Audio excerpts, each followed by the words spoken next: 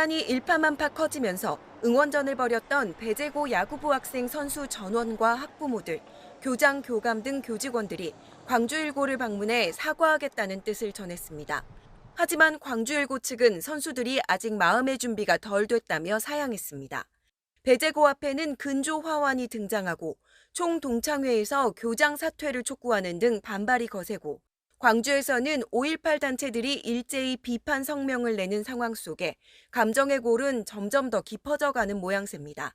서울시 교육청은 배제고 교장과 야구부 감독 등을 면담하며 사실관계를 조사했습니다. 학생 선수 가운데 한 명은 스타벅스 구호를 선창했고 다른 한 명은 탱크데이를 외친 사실을 인정했습니다.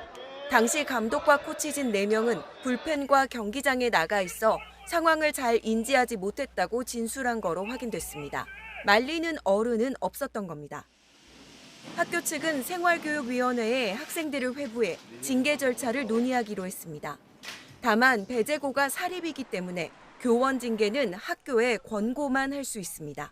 배제고 이슈가 조금 더 남아있는 것 같습니다. 네, 이제 어제도 소개를 드리긴 했는데 네. 청룡기 보교 야구에서 배제고 선수들이 광주자유고 선수들과 경기를 하던 중에 5.18 민주화 운동을 비하하는 스타벅스 가야지 이걸 해가지고 큰 탱크데이 얘기했다고 하고요. 이뤘는데요. 율동까지 추면서 계속해서 여러 명이 이 이야기를 하고 반복해서 구호를 외쳤는데도 네. 코치가 가만히 있었다. 그러니까 이게 지금 아이들이 이럴 수 있지만 어른들이 이걸 그동안 계속 방관했던 거 아니냐라는 것 때문에 이제 문제가 됐고 그리고 네. 광주제이고 코치가 거세게 이제 여러 차례 항의를 했어요. 그만 좀 해 이 새끼들. 막 내 소리를 질렀거든요. 이제 그러면서 좀 멈췄는데요. 이거 한번 짧게 보고 오겠습니다. 네. 광주 제1고와 배제고가 맞붙은 청룡기 고교 야구대회. 이상한 응원 구호가 들립니다.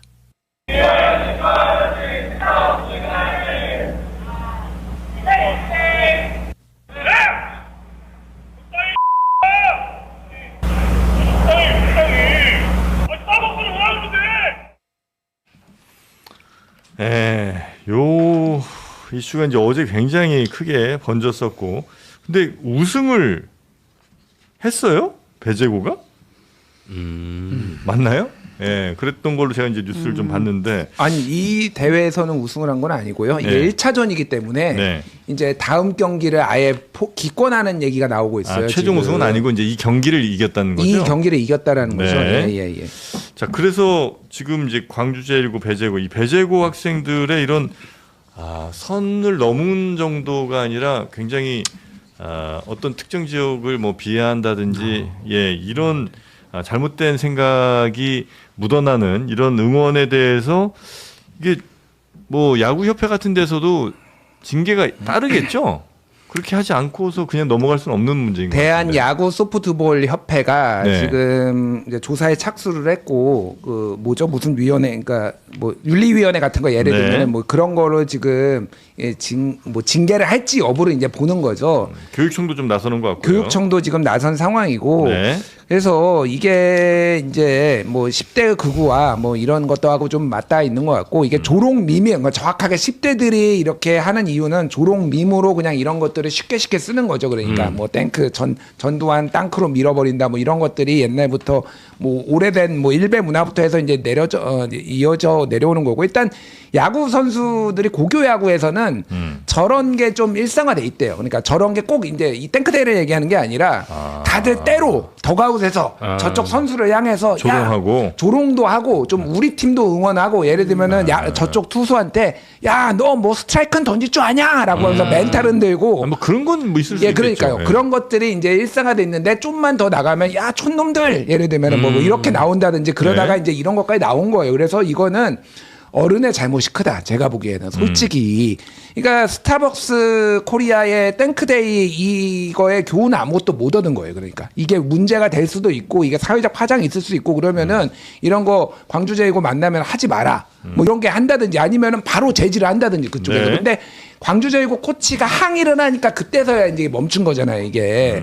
그러니까 뭐 이쪽 얘기로는 한 명이 선창을 하니까 애들이 그냥 아무 생각 없이 따라했다. 뭐 이런 얘기를 하는데 뭐가 됐든 이거는 거기에 있는 현장에 있는 코치들, 감독들 그 외에 기타 스태프들이 이거는 못하게 해야죠. 그러니까. 그렇죠. 예, 그러니까 학생들이 그래서도 안 되지만 학생들이 만에 하나 혹시 비슷한 걸 하게 되면 그 팀의 뭐 코치든 감독이든 당장 나서서 제지를 해야 될 거 아니에요? 이게 더 문제가 있는 게 이제 이거가 있으니까 뒤에 최근에 있었던 일이 하나씩 이제 끄집어내지는데 지난 5월에는 충암고하고 광주제일고하고 붙었어요. 충암고? 예, 근데 충암고가 이겼어요. 5대 3인가 로마이가 이겼는데 마지막에 선수들이 인사하는데 몇 명이서 이제 혀를 내밀고 이렇게 충암고 선수들이 도발을 해가지고 막 광주제일고 애들이 막 흥분해서 막 패싸움 붙을 뻔했는데 언론 보도에 따르면은 그 선수 충암고 선수 중에 일부가 광주는 내란이다 뭐 이런 얘기를 했다라는 거예요. 5.18 광주 민주항쟁은 이제 내란이라고 하는데 그 다른 데도 아니고 충암고가 윤석열의 그래서 이제 그것 때문에 또 다시 이것까지 조사해야 된다 뭐 이런 게 나오는데. 광주 진흥고라든지 동성고라든지 이렇게 광주 쪽에 있는 학교들은 다 비슷한 일을 다 겪는다라는 거예요 지금 이게. 그래서 좀 심각하다. 그래서 좀 이게 이런 것들에 대해서 교육을 좀 잘 시켜야 된다. 그러니까 이 선수를 나중에 프로가 꿈일 거 아니에요. 근데 이 프로에 나가서도 이거 계속 발목 잡지 않겠어요? 이런 행동들을 만약에 이게 하는 게 있으면?